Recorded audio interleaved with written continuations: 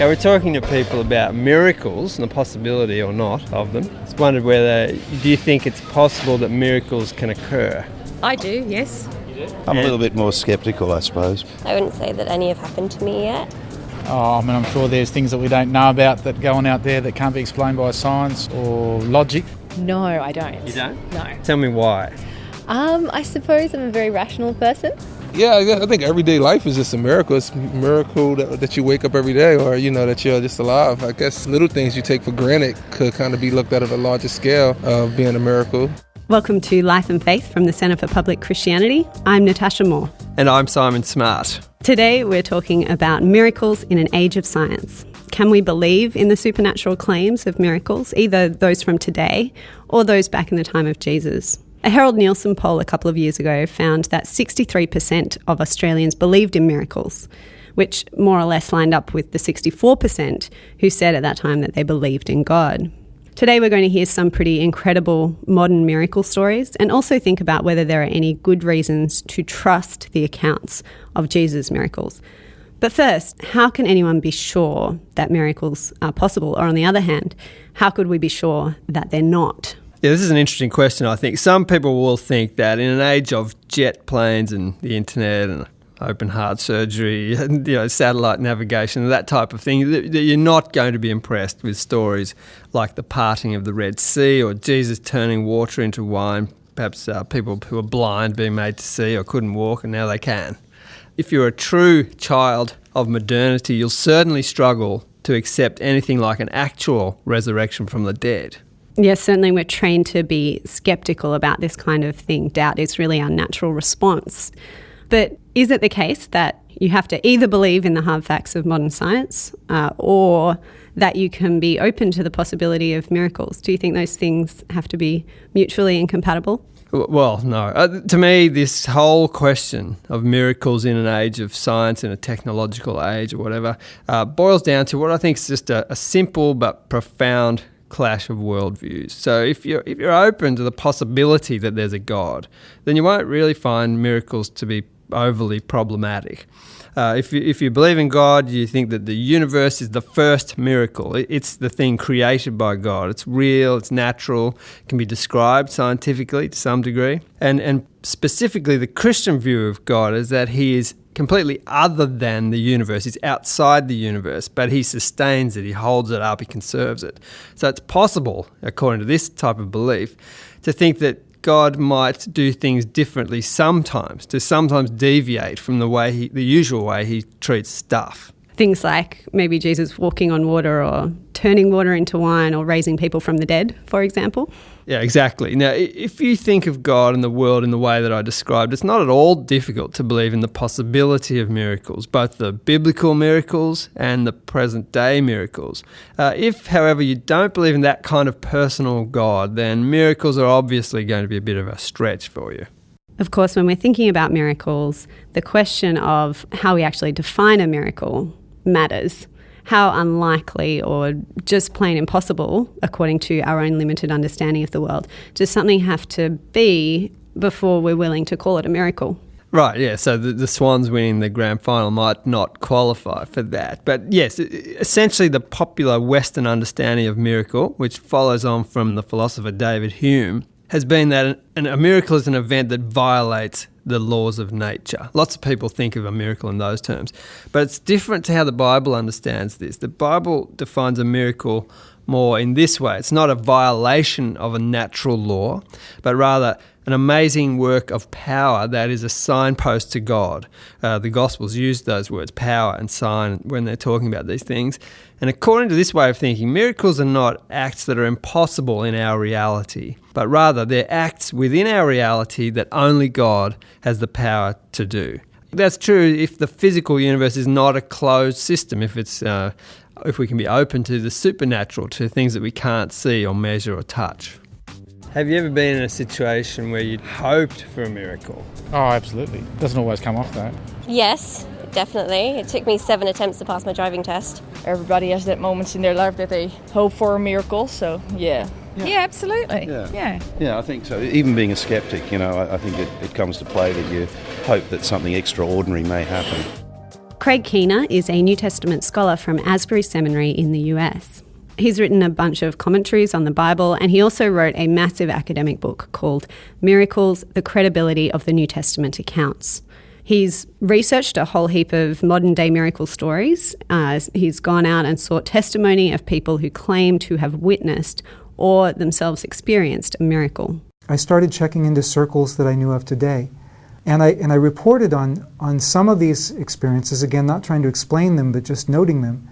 And noting that there are many reports of this from Africa, Asia, and Latin America, as well as some from the West. And one of the scholars in the back of the room, who was from Nigeria, stood up, and he himself gave the eyewitness account of his son, who was born dead, pronounced dead by the midwife. 20 minutes later, after prayer, the son returned to life, and this was his understanding of what happened. With no brain damage, the son has recently finished his master's degree. But one of the most striking stories that I found was in my own family, something that my wife had told me about, but my wife wasn't the eyewitness, she was too young. I interviewed my mother-in-law. My mother-in-law told me about my wife's sister Therese. When she was 2 years old, she cried out that she was bitten by a snake, and my mother-in-law ran to her and found her not breathing. And there was no medical help available in the village. So she strapped the child to her back and ran to a nearby village where a friend of the family, who was known for prayer, was involved in ministry. She ran to the village. Coco Moise prayed for Therese, and immediately she started breathing, and the next day she was fine. I asked my mother-in-law how long she wasn't breathing, and she said about 3 hours. It took about 3 hours to get from where she was to the other village. Now, we can explain those things however we want to, but we can't deny that eyewitnesses have experienced these things, and there's no reason to deny that eyewitnesses could have experienced these things in the time of Jesus either. But it wasn't just stories from Africa and from other parts of the developing world that Keener came across in his research. He also told us about some pretty amazing things he heard from people in a Western context. While most of these stories seem to occur in places where there's not as much medical help available, I think we have medical help, we should make use of it. But I do have some reports from the West as well. For instance, one doctor, a cardiologist in Florida, he was called in to certify somebody was dead. They had been trying to resuscitate the man. He died of cardiac arrest. And after about 40 minutes, they gave up. There was nothing more that they could do. He was leaving, and as he got to the exit to go back to his rounds in the rest of the hospital, he felt like God wanted him to go back. And he went back, he laid hands on him and said, God, if you want this man to have another chance to come to know you, this obviously does not normally happen, but he said, if you want this man to have another chance to know you, please raise him from the dead. The nurse, of course, was looking at him like he was crazy. But he turned to one of his colleagues who had also come into the room with him and said, shock him with the paddle one more time. Shocked him with the paddle. Immediately he had a normal heartbeat. And far from having irreparable brain damage, and his extremities had already started changing color from lack of oxygen. The cardiologist went in and talked with him a couple days later in the hospital. The man was talking with him perfectly intelligently, and he had restored use of his limbs. Now, again, however we explain those things, we can't deny that credible eyewitnesses claim these things, something that Hume said should not have happened. If you've just joined us, you're listening to Life and Faith, and we're discussing the topic of miracles, whether they're possible, and also claims of particular miracles, both in the past and around the world today. Obviously, these kinds of events feature heavily in the Jesus story. Some people are very uncomfortable with that. Famously, Thomas Jefferson cut out all the supernatural bits from his New Testament with a razor so that he could read the life of Jesus minus any of those pesky miracle stories. Simon, what do you think we miss out on? What's lost when we try to discount in some way that side of the Jesus story? Yeah, well, I think you lose a lot. because these miracles are very important in establishing who Jesus is and whether it matches up with his claims. But historians agree that Jesus had gained a reputation as a healer, as an exorcist, as a worker of miracles or amazing deeds. And there's plenty of evidence that people believed that about him. That's how people approached Jesus. And you'd have to think that some of these people must have gotten better, or they wouldn't have kept approaching him in this way. But not just because he could do these things is the purpose of these miracles, that they point to an identity that Jesus was claiming to be the Son of God. And so they're there as well to encourage people to have faith in him, that he is who he says he is. So that's not just for the people at the time who were approaching him in this way. How do readers today, going through the gospel stories, why are the miracle stories important to them as well? Why can't we just casually cut them out like Thomas Jefferson did? Yeah, well, as I said, I think they tell us something about who this person claims to be. But for the believer then, so the person who comes to trust in this story, to trust in this person, the miracles mean that you can approach God as a God who can and does act in history. It's a very important part of this. And he's a God who cares. He's not aloof from the world and distant from it.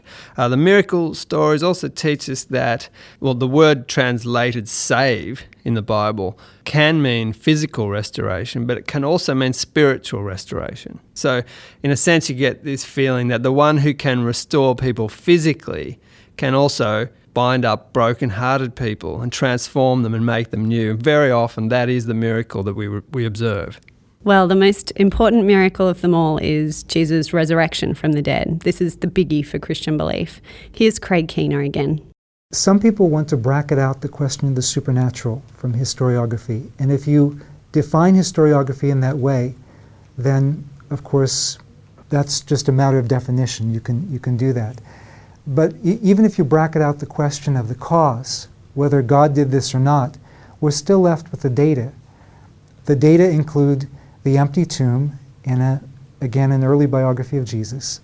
And even earlier than that, we have a massive amount of evidence for people who claim to have seen Jesus alive from the dead. And these were people who had everything to lose by claiming that Jesus was still alive from the dead, and that this person who had been executed by the authorities was now Lord of creation.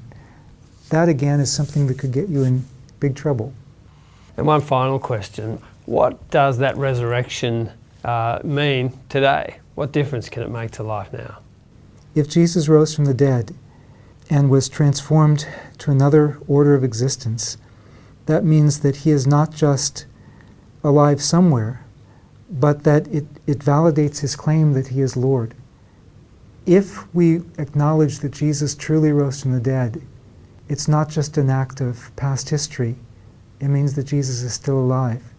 And Jesus still comes to us with his demands on our lives, and he still comes to us with this promise of a new life for us, and the hope that this promise of the resurrection applies not just to Jesus, but is also a hope that we can look forward to of new life and a new world.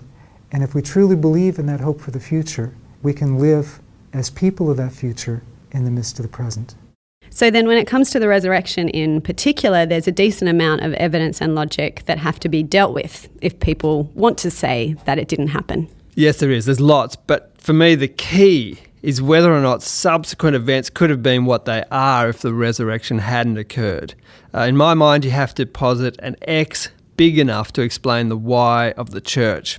And the evidence here is mainly this transformation of a group of unqualified, marginalised, kind of weak-willed followers of Jesus into a force of social regeneration that within a few generations was right throughout the Roman Empire, and within a few hundred years had basically taken it over. Tom Wright, who's the biblical historian and scholar, says that a fair and thorough historian must say these things, that there was a tomb where Jesus was laid, there was then an empty tomb, and there were claims of appearances to his friends. Tom Wright would join many others in saying that the resurrection is therefore a sufficient and necessary explanation for what went on. We've been talking about miracles, why we shouldn't be too quick to dismiss the possibility that miracles can happen, that they have happened in the past, and that plenty of people believe they still happen today. It's fascinating stuff. Thanks for joining us. We'll see you next week on Life and Faith.